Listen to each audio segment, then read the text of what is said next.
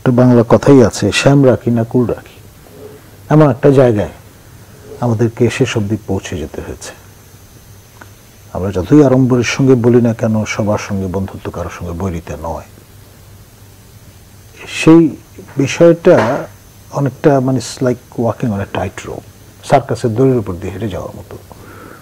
এবং it's a high risk একটা পশ্চা। মজা হচ্ছে গ্র্যাজুয়ালি মানে সিন্স 1972 অনওয়ার্ড আমরা ক্রমেই কিন্তু শিওরলি অ্যান্ড ফার্মলি ইন্ডিয়ান অরবিটে প্রবেশ করে গেছি। ওখান থেকে বেরোবার আর কোনো লিওয়ে অবশিষ্ট নেই। এটা প্রতিভাত হয়েছে চীন ফিরে যে উপলব্ধিটা তার মধ্য দিয়ে। ক্রমে ক্রমে ভারতের প্রভাব প্রতিপত্তি বাড়বে, আর সেটাতে রসদ প্রদান করবে। মানে কার গোয়ালকে দেয় ধোঁয়া, এই জায়গায় তো সে যাবে না, অত্যন্ত স্বাভাবিক। তার ক্লায়েন্ট স্টেট তো পাশেই মিয়ানমার আছে, এবং পক্ষে বিপক্ষে বিবাদবান যে আপনার স্টেক হোল্ডাররা আছে সবার সঙ্গে কিন্তু এক ধরনের গড়ছড়া আছে চীনের। সে আরাকান আর্মি বলুন বা আপনার তাকমাগো তাদের। তো সেই জন্যে এক অর্থে এটা আমরা যদি মনে করি যে চারদিকে ভারত, চীন দূর প্রতিবেশী দেশ, যেহেতু মিয়ানমার হিস্টোরিক্যালি এবং কনসিস্টেন্টলি পারসিস্টেন্টলি ওয়েস্টার্ন ওয়ার্ল্ড মনে করে যে এটা চাইনিজ ক্লায়েন্ট স্টেট, তো ড্রাগনের নিঃশ্বাস কিন্তু আমার পায়ের নিচে আশেপাশে অনুভূত হচ্ছে, সেটা তো আমি ইগনোর করতে পারি না। আর এটার পাশাপাশি বে অফ বেঙ্গল, কোকো আইল্যান্ড, সেখানে চীনেরা নেভেল বেস বানিয়ে বসে আছে। তো ফলে তার স্টেক কিন্তু হাই। এবং আমাদের যেই সাবমেরিন ক্রয় আমরা করলাম, নিজে একটা সামরিক ডেলিগেশনের সঙ্গে ওআরএফ এর সেমিনার অ্যাটেন্ড করতে গিয়েছিলাম দিল্লিতে, এবং যে অ্যাংরি রিয়াকশনটা তখন দেখেছি তাতে আমি অবাক হইনি।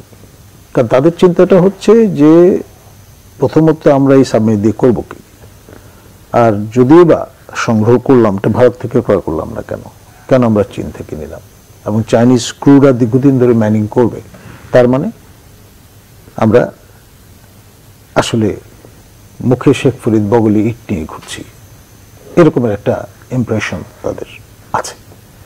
তো এই যে সন্দেহ থেকে তারা ক্রমে কিন্তু আমাদের যে স্পেসটা সেটা কিন্তু ছোট করে নিয়ে আসছে। মানে ফেটা কমপ্লিট ভারতের নিরাপত্তা যে ইস্যুটা, সেটা কিন্তু অকপটে আমাদের জয়শঙ্কর মহোদয় তিনি নিয়ে এসছেন যে 47-এ যে অবিচার করা হয়েছে ভারতের প্রতি, এই যে 20-22 আপনার কিলোমিটারের যে শিলিগুড়ি নেক যে ভালনারেবিলিটি, সেটা কম্পেনসেট করে দেওয়া যেত যদি আমাদের কক্সবাজার, বান্দরবান এই এলাকাগুলো ভারতের সঙ্গে যুক্ত করে দেওয়া যেত, তাহলে কিন্তু ভারতের নিরাপত্তা নিয়ে কোনো সংকট থাকতো না। সেটা নতুন করে ভাবতে হচ্ছে কিন্তু ভারতকে। 10 ট্রাক অস্ত্রের যে বিষয়গুলো, সেগুলো তো রিয়ালিটি, ইতিহাসের অংশ। ভারতের সার্ভেলেন্স যদি না থাকতো এটা ধরা পড়তো না। এই বাংলাদেশের টেরিটরিতে ব্যবহৃত হয়েছে।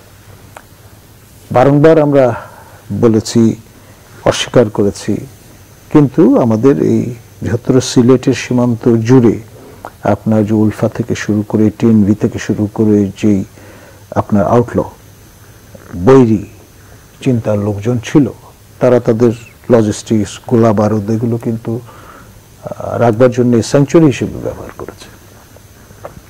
ডক্টর কামাল উদ্দিন যখন স্বরাষ্ট্র সচিব ছিলেন, যিনি মূলত আপনার এই যে লাইন বাউন্ডারি এগ্রিমেন্টের অন্যতম আর্কিটেক্ট,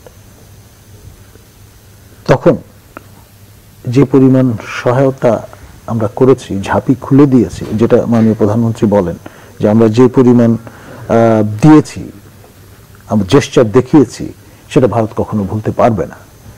এটা তো একটা পায়া সুইচ। এখন আপনি যখন ক্রমাগত দিয়ে যাচ্ছেন আর আমরা পাচ্ছি অন দ্যাট এন্ড, তো ফলে তো আমরা আরো চাইবো। তো একটা পর্যায়ে দেখা যাবে যে দেওয়ার মতো আর কিছু নাই, সেই জায়গাটায় কিন্তু প্রায় এসে পৌঁছে গেছি আমরা।